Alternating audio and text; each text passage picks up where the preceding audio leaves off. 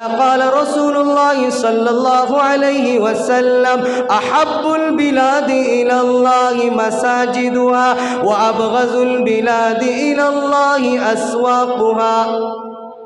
मेरे दोस्तों, जब हम इतने पाकीज़ा और मुक़द्दस घर में आज बैठे हैं, तो इस घर में जब बैठे हैं तो अल्लाह तबारक व तआला से हम तहिया कर लें कि अल्लाह इस घर के अंदर आने के बाद दुनिया पीछे, या अल्लाह तेरी रहमत आगे और तेरी चाहत, तेरी मग़फ़िरत हमारे सामने। यहाँ आने के बाद किसी के बारे में नहीं सोचना, किसी के टांग खींचने के बारे में नहीं सोचना, किसी की चुगली के बारे में नहीं सोचना, किसी की ग़ीबत के बारे में नहीं सोचना, क्योंकि ये वो घर है जिस घर के बारे में अल्लाह ने फरमाया कि ये मेरा पसंदीदा घर है।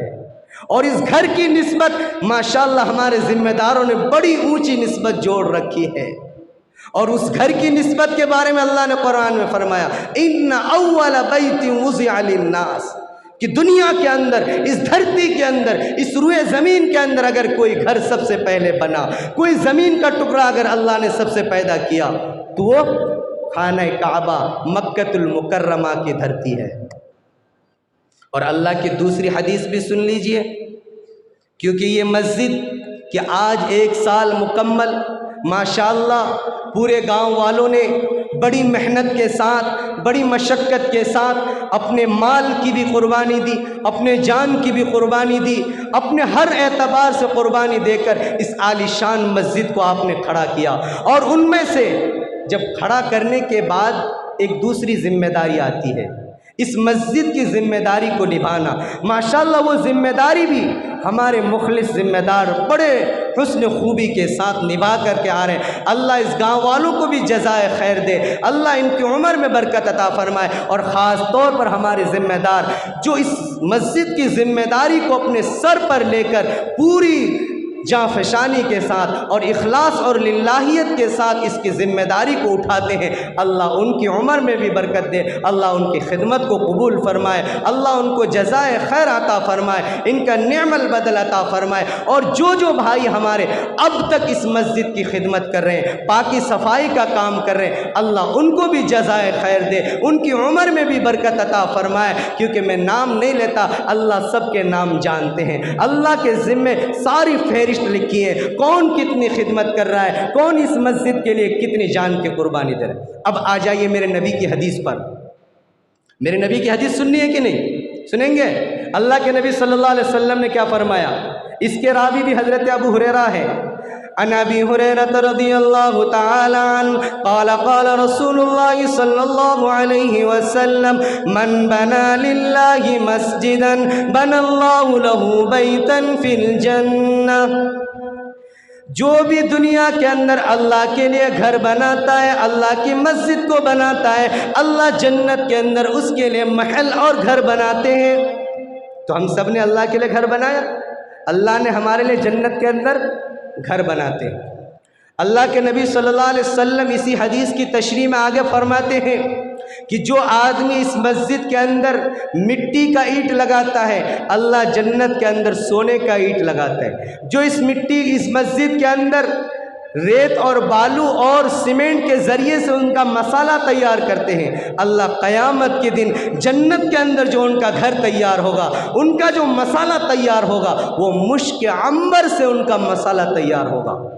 और जो बजरियाँ डाली जाती है, जो गिट्टियाँ हम डालते हैं ढलाई के अंदर, आरसीसी के अंदर, अल्लाह फरमाता हीरे जवाहिरात के वो कंकरियाँ डाल करके, उनके आरसीसी डाल कर उनके छतों को चमका लाया जाएगा। जो यहाँ मस्जिद के अंदर नल लगाते हैं, अल्लाह जन्नत के अंदर उनके लिए हौज़ कौसर का पानी जारी कर देते हैं। जो इस मस्जिद के अंदर पंखा लगाता है, अल्लाह वहाँ जन्नत के अंदर एयर कंडीशन रूम उनके लिए तैयार कर। ये मेरी बात नहीं है, मेरे नबी की हदीस की बात है। जो दुनिया के अंदर मस्जिद बनाता, मस्जिद की खिदमत करता, मस्जिद के ज़िम्मेदारों की खिदमत करता, मस्जिद के अंदर जो इमाम और मुअज्जिन उनकी खिदमत करता, अल्लाह फरमाता है कि वो बंदा मेरी ज़िम्मेदारी में आता, मैं उनकी खिदमत करता हूँ। हम मस्जिद की खिदमत करेंगे, अल्लाह किसकी करेंगे? हमारी खिदमत अल्लाह करेंगे। हम मस्जिद का नाम लेंगे, अल्लाह आसमान के अंदर हमारा नाम लेगा। हम दुनिया के अंदर मस्जिद बनाएंगे, अल्लाह आसमान के अंदर जन्नत के अंदर हमारा घर बनाएगा। अब मेरे दोस्तों, ये जिम्मेदारों की बात नहीं, मैं अपनी तरफ से कह रहा हूँ। हम एक होटल में जाते हैं, एक गेस्ट हाउस में जाते हैं, 1 घंटे का या 2 घंटा रुकते हैं, उसके अंदर हमारा गेस्ट हाउस में कितना रुपए लेता है? 2000 1500 जो कम दर्जे के होते हैं। 1 घंटा, 1 दिन 12 घंटे रुकने के लिए 2000 5000 गेस्ट हाउस में लेते हैं। और अगर हम स्टेशनों में जाते हैं, बस स्टेशन में या ट्रेन के स्टेशनों में जाते हैं, तो पेशाब के घर में हम दाखिल होते ही, चाहे हम पेशाब करें या ना करें, वो हमारी जेब से 10 रुपये निकाल करके ले लेता है। अगर 10 रुपये ना दें तो पेशाब खाने से बाहर निकलने नहीं देता है कि भाई तुमने यहाँ अंदर गया 10 रुपये निकालो। अब जब हमारा इतना खूबसूरत महल, अल्लाह का घर तैयार हुआ, माशाल्लाह, यहाँ पंखे भी लगे हुए, यहाँ झूमर भी लगे हुए, लाइटें भी लगी हुई, बड़ी आलीशान मस्जिदें, पेशाब खाने का इंतज़ाम, लेटरिन बाथरूम का इंतज़ाम, तो बता वो सराय, वो गेस्ट हाउस से भी हमारा ये गया गुजरा है। हम यहाँ चाहे पूरी रात गुजारे, 24 घंटा गुजारे, हमारे लिए यहाँ कोई फीस मांगने के लिए नहीं कहता, कोई नहीं कहता भाई फीस दो, लेकिन हमारी जिम्मेदारी बनती है कि 1 हफ्ते के अंदर जब हम मस्जिद के अंदर आए, मेरे दोस्तों हमारी बात सुन करके नमाज पढ़ना ना छोड़ देना। 1 हफ्ते में जब मस्जिद के अंदर आए, चाहे हम किसी मस्जिद में जाएं, क्योंकि वहाँ हम पेशाब खाने में भी जाते, लेटरिन में भी जाते, वहाँ के पानी से वज़ू भी करते, वहाँ के पंखों से हवा भी खाते, वहाँ बैठकर हम सुकून की सांस भी ले। कसम अल्लाह की, जितना सुकून मस्जिद में है दुनिया की किसी घर में उतना सुकून नहीं है। चाहे आप कितने एयर कंडीशन रूम में बैठ जाए, वो सुकून आपको उस एयर कंडीशन रूम में नहीं मिलेगा जो आपको मस्जिद के पंखे में मिलेगा सुकून।